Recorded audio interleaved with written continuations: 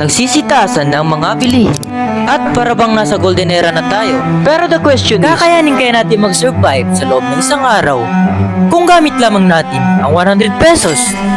Let's find out! Well, today, I have a plan. Sa 100 pesos na ito, kailangan mabibili ko yung mga bagay na pangangailangan sa pang-araw-araw.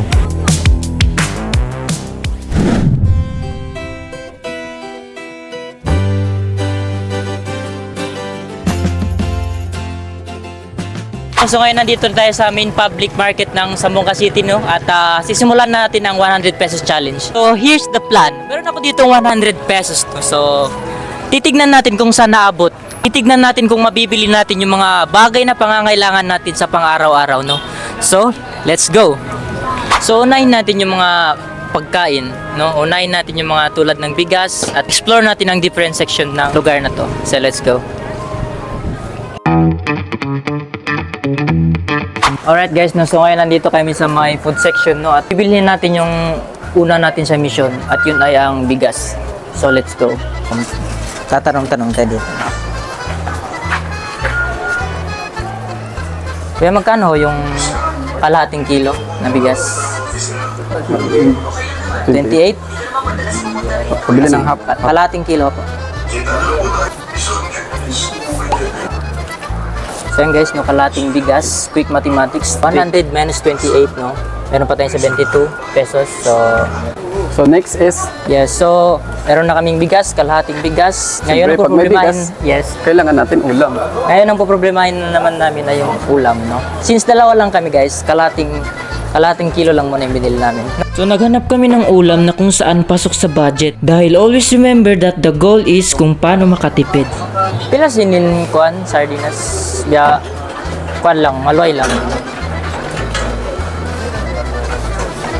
Yung budget friendly.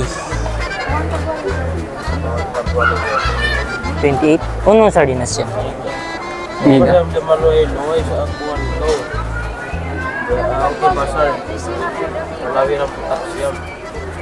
Ano, okay bazar.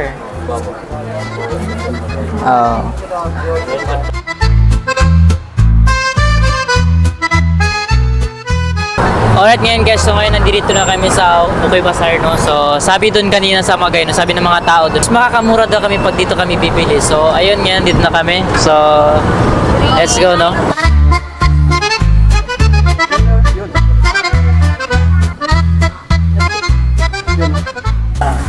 Pwede na? Pwede na yun.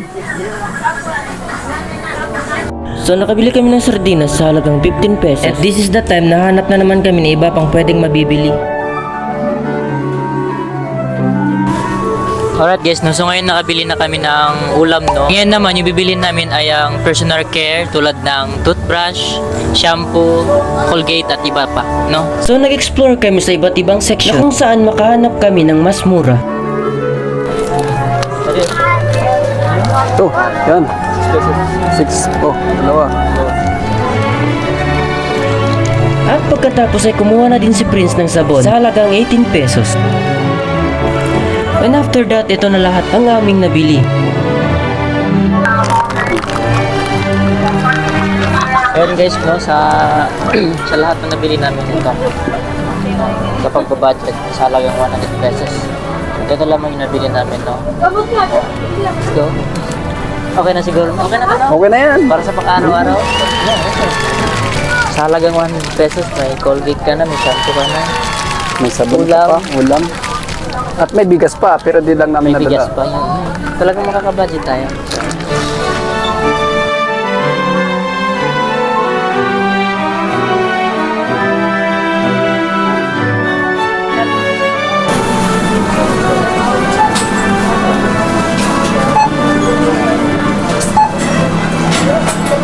So yun guys, na ito yung mabili natin lahat, no? Ito na.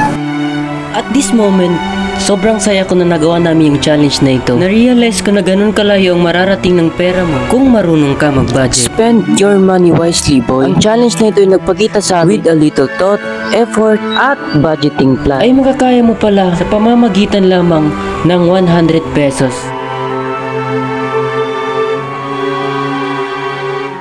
And that is all for today mga bro.